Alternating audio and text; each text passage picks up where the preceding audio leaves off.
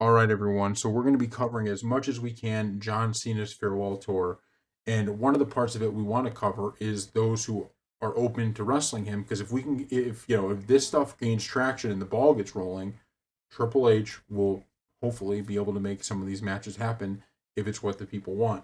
So speaking on his one of a kind podcast, Rob Van Dam says he hopes to get one more match with Cena. I hope they bring me in for a rematch with Cena. That would be super cool. I don't know if they know, but I know I could have that same match.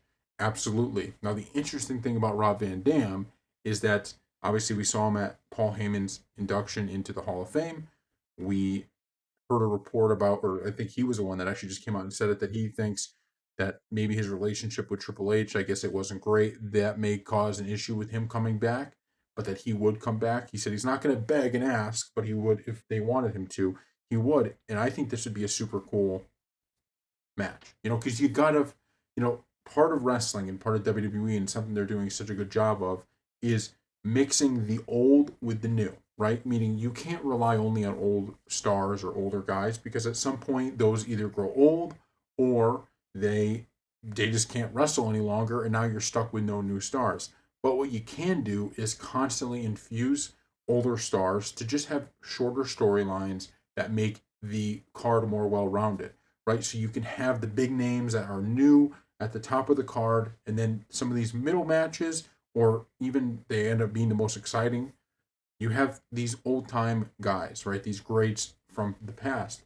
And a Rob Van Dam return would get a pop. A Rob Van Dam return, a Rob Van Dam match would be awesome. And I think the key is for Triple H and for WWE is trying to make it so that you have both.